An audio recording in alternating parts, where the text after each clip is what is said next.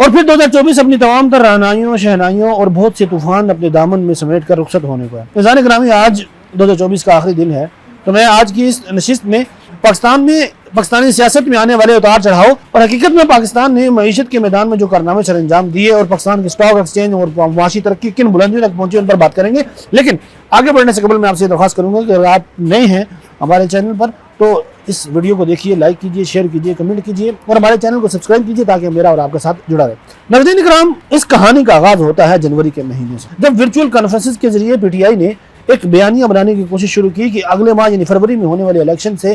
P T I کو دور رکھنے کی سازش کی جا رہی ہے، لیکن در حقیقت وہ سازش نہیں تھی، وہ پی ٹی آئی کا اپنا ہی قصور تھا۔ اس وجہ سے کہ سپریم کورٹ کے حکم کے مطابق الیکشن کمیشن نے کئی مرتبہ پی ٹی آئی کو مہلت دی کہ اپنا انٹرا پارٹی الیکشن کروائیے تاکہ آپ کا انتخابی نشان بلہ عنایت کیا جا سکے، لیکن پی ٹی آئی جو لاڈلوں کی جماعت سمجھی جاتی ہے، جو اپنے آپ کو کسی بھی قانون اور آئین سے ماورا سمجھتی ہے، اس نے ایسا کرنا ہرگز بہتر نہ سمجھا اور پھر بالآخر سپریم کورٹ نے الیکشن سے عین قبل ان کا انتخابی نشان بلہ واپس لے لیا۔ اس پر پی ٹی آئی نے ایک اچھا خاصا بیانیہ بنایا، عوام کو مشتعل کرنے کی کوشش کی، الیکشن کو داغدار کرنے کی کوشش کی، الیکشن کے ساکھ پر نشان دہرائے، لیکن فروری کے مہینے میں تمام تر دعووں کے برعکس بڑے بڑے برج الٹ گئے، لوگوں کی ضمانتیں ضبط ہو گئی اور پی ٹی آئی الیکشن سے باہر ہو گئی، پی ٹی آئی پارلیمان سے باہر ہو گئی اور حقیقت میں وہ جماعت صرف سوشل میڈیا تک محدود ہو کے رہ گئی۔ سوشل میڈیا پہ انہوں نے بیانیہ بنایا، ایک بیانیہ چلایا، ایک نیریٹو چلایا کہ ہم نے اتنی نشستیں حاصل کر لی ہیں، یہ کر لیا، وہ کر لیا، فلاں کر لیا۔ آج تک وہ کیسز موجود ہیں، الیکشن ٹریبونل کے اندر چل رہے ہیں، الیکشن کمیشن میں چل رہے ہیں، پاکستانی عدالتوں میں چل رہے ہیں، لیکن وہاں یہ جا کے ثبوت پیش کرنے سے قاصر ہیں۔ ان کے پاس فارم 45 اور فارم 47 والی ایک کہانی ہے جو صرف سوشل میڈیا پر انہوں نے گڑی ہوئی ہے۔ لیکن خیر، فروری کے مہینے میں الیکشن خیر عافیت سے اختتام پذیر ہوا اور ایک پرامن طریقے سے اقتدار ایک نئی حکومت کو منتقل کر دیا گیا۔ عزیزان گرامی، اس الیکشن کے پرامن ہونے میں میں تمام تر کریڈٹ دوں گا نگران حکومت کو، ہمارے سیکورٹی فورسز کو، جنہوں نے دہشت گردی کے ایک بڑے خطرے کے باوجود تمام تر الیکشن عمل کو انتہائی ذمہ داری کے ساتھ پرامن انداز سے پایا تکمیل تک پہنچایا۔ تمام کے تمام ادارے، تمام سیکورٹی فورسز، ہمارے جوان، ہمارے آرمی اور ہمارے رینجرز کے جو جوان ڈیوٹیاں کر رہے تھے، یہ تمام مبارکباد کے مستحق تھے کہ انہوں نے فروری کے اس جنرل الیکشن میں انتہائی شفاف انداز میں ڈیوٹی کی اور پرامن طریقے سے اقتدار نئی حکومت تک منتقل ہوا۔ عزیزان گرامی، مارچ کا مہینہ روایتی سیاست کی بے سمت کہانی سناتا ہے۔ پارلیمان سے باہر ہونے کے بعد پی ٹی آئی نے سڑکوں پر احتجاج کا عمل تیز کر دیا اور کبھی 10 مارچ تو کبھی 20 مارچ تو کبھی 30 مارچ مختلف تاریخیں دے کر قوم کو ہیجان میں مبتلا کرنے کی بھرپور کوشش کی گئی تاکہ نئی منتخب ہونے والی حکومت کو بھرپور انداز سے کام کرنے کا موقع نہ دیا جا سکے۔ اسی طرح پی ٹی آئی کا یہ تمام تر رولا رپا چلتا رہا، کبھی وہ فائنل کال کی کال دیتے، کبھی وہ فوجی مصنوعات کے بائیکاٹ کا اعلان کرتے، کبھی وہ ترسیلات زر روکنے کے لیے بیرون ملک اوورسیز پاکستانیوں کو اس بات کے اوپر مجبور کرنے کی مہم چلاتے، کبھی وہ لاہور پر لشکر کشی کا ارادہ کرتے اور کبھی پاکستان میں ایس سی او سمٹ جو ایک انتہائی تاریخی قدم تھا اس دوران احتجاج کرنے کا ایک مکروہ اور ناپاک منصوبہ بناتے۔ تو ان تمام تر باتوں کے باوجود یہ سال گزر گیا۔ اس سال پاکستان نے بہت اہم کارنامے سر انجام دیے۔ پاکستان میں ایٹمی بجلی گھر، پاکستان کا سب سے بڑا 1200 میگا واٹ بجلی پیدا کرنے والا ایٹمی گھر تعمیر ہونا، گوادر پورٹ فنکشنل ہو گیا، گوادر ایئرپورٹ وہ تقریباً بننے کے آخری مراحل میں ہے، سی پیک پر کام تیز ہوا، پاکستان چائنا کی دوستی مضبوط ہوئی، ایس سی او سمٹ کے بعد دنیا نے سرمایہ کاری کرنے کے لیے پاکستان کا رخ کیا، سعودی عرب ایک بہت بڑا سرمایہ کاری کا وفد لے کر پاکستان میں آیا اور اس سے بڑی بات کہ پاکستان کی سٹاک ایکسچینج نے 1 لاکھ کا نفسیاتی ہنسا عبور کیا اور نئی ترقیوں کو چھوتے ہوئے پاکستان سٹاک ایکسچینج دنیا بھر کے ان سٹاک ایکسچینج میں اس کا شمار ہونے لگا جو مستحکم رہتی ہیں، جس کو کسی قسم کا کوئی خطرہ نہیں ہوتا اور وہاں لوگ بلا خوف و خطر نہ صرف حصص کا کاروبار کر سکتے ہیں بلکہ شیئر خرید سکتے ہیں، بیچ سکتے ہیں اور پیسہ کاروبار کے اندر لگاتے ہیں۔ دیکھیں، سٹاک ایکسچینج اوپر جاتا ہے، ترقی ہوتی ہے، لوگ سرمایہ کاری کرتے ہیں، سرمایہ کاری کے نتیجے میں روزگار کے نئے مواقع آتے ہیں۔ تو میں سمجھتا ہوں یہ حکومت کی درست پالیسیاں تھیں۔ اسی سال حکومت نے یہ اعلان کیا کہ ہمارا آئی ایم ایف کا آخری پروگرام ہے، ہم مزید انشاءاللہ اس کے بعد آئی ایم ایف کے پاس نہیں جائیں گے۔ لوڈ شیڈنگ کو ختم کرنے کے لیے یہ چشمہ کا جو ایٹمی بجلی گھر ہے یہ بنانے کا فیصلہ کیا گیا اور اس کے ساتھ ساتھ بہت سارے ایسے منصوبے شروع کیے جس منصوبوں کی وجہ سے عوام کو فائدہ ہوا اور عوام نے یہ سمجھا کہ یہ حکومت درست ٹریک پر کام کر رہی ہے۔ صرف عوام نے نہیں بلکہ پاکستان ہی نہیں بلکہ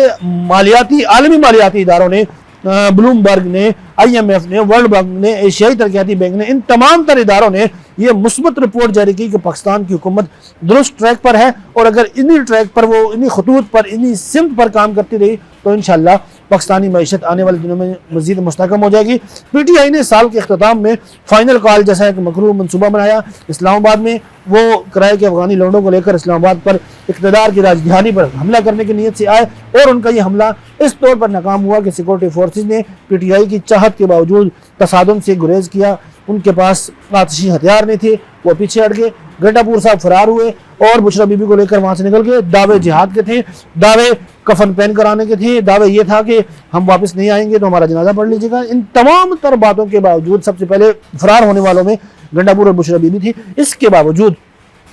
कारकुनान को उनके गार्ड ने फायरिंग की, वीडियो मौजूद है। और फिर भी प्रोपेगेंडा और झूठ का वो बाजार गर्म किया कि अल-अमान वल हफीज पहले से तैयार, अपने सोशल मीडिया मुजाहिदीन को एक टास्क दे दिया, एक बयानिया, क्योंकि उनके पास पहले से तैयार था। कभी 1000 लाशें, कभी 1500 लाशें, कभी 2000 लाशें, कभी लाशों के ऊपर केमिकल और फास्फोरस मार के उनको जला दिया गया, कभी क्या, कभी फलां अस्पताल में लाशें पड़ी हैं। दावा एक तरफ ये कि लाशें जला दी गई हैं, दूसरी तरफ दावा ये कि अस्पताल में लाशें पड़ी हुई हैं, ये देने लेके जाने नहीं दे रहे। कभी दावा ये कि फलां बंदा मार दिया, कभी पता लगता है कि वो बंदा तो जिंदा है, कभी कंटेनर से गिरने वाले शख्स की गर्दन टूट के उसको सिक्योरिटी फोर्सेस के नौजवानों ने मार दिया, लेकिन बाद में वो बंदा जिंदा हो गया। तो अलगर्ज झूठ का, प्रोपेगेंडे का वो तूफान आया कि उसने पाकिस्तान को अपनी लपेट के अंदर ले लिया। लेकिन हुकूमत की बेहतरीन पॉलिसी, मनसूबाबंदी के बायस ये तूफान ज़्यादा देर ठहर न सका और PTI का ये बयानिया भी दम तोड़ गया। अमरीकी गुलामी नामंजूर का जो दावा उन्होंने इलेक्शन से पहले किया था, इलेक्शन के बाद, ट्रंप की हुकूमत आने के बाद, ट्रंप के इलेक्शन में जीत जाने के बाद उसी अमरीकी गुलामी नामंजूर का नारा छोड़ा और अमरीकी गुलामी एब्सोल्युटली यस का पट्टा गले में डालकर अब अमरीका के सामने जी हुजूरी शुरू कर दी। कभी डोनाल्ड लू के सामने जाके मिनते तरले माफी, कभी कांग्रेस अराकीन के सामने, और अब हाल ही में रिचर्ड ग्रेनल के सामने जाके उसको अपना माई बाप करार दे दिया और उससे खान की रिहाई की उम्मीदें मान ली। अज़ीज़ान मन, जब तक पाकिस्तानी अदालतें खान साहब को रिलीफ फराहम नहीं करेंगी, उनको कैद से रिहाई नहीं मिल सकती किसी भी सूरत। उनको पाकिस्तानी हुकूमत ने कैद नहीं किया,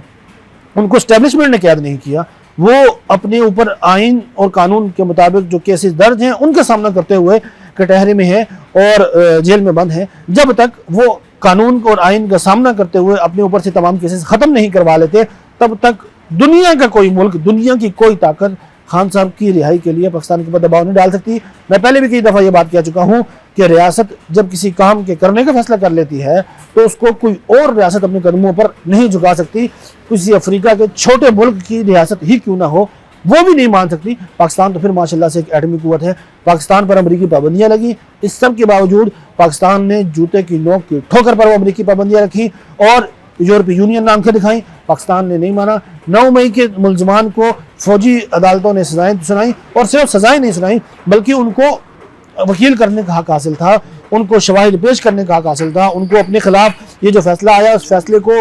हाई कोर्ट के अंदर, सुप्रीम कोर्ट के अंदर जाकर चैलेंज करने का हक हासिल है। तो तमाम तर बातों के बावजूद PTI के प्रोपेगेंडे में आए बगैर पाकिस्तान आगे बढ़ रहा है और इंशाल्लाह बढ़ता रहेगा। मेरी ये ख्वाहिश है, मेरी ये दुआ है, तमन्ना है और चाहत है कि पाकिस्तान इंशाल्लाह ऐसे ही आगे बढ़ता रहे, मुआशी तरक्की की राहें पाकिस्तान के लिए मजीद खुलती रहें और ख़ित्ते के अंदर एशियन टाइगर बनने का जो पाकिस्तान का ख्वाब है वो जल्द ही शर्मिंदा ताबीर हो। उसके लिए ज़रूरी है कि मैं और आप दिल लगी से काम करें, पाकिस्तान के लिए काम करें, शख्सियात से मावरा होकर काम करें, शख्सियात के ऊपर से पुश्त डाल के काम करें। इसलिए कि शख्सियात नहीं थी, पाकिस्तान था, शख्सियात नहीं होंगी, पाकिस्तान फिर भी रहेगा और शख्सियात का आना जाना लगा रहता है। वतन सलामत रहना चाहिए। अहमद नदीम कासमी के शेर के साथ 2024 के इस व्लॉग का इख्तिताम यूँ करते हैं कि खुदा करे कि मेरी अर्ज़ पाक पे उतरे वो फसल गुल जिसे अंदेशा ज़वाल ना हो।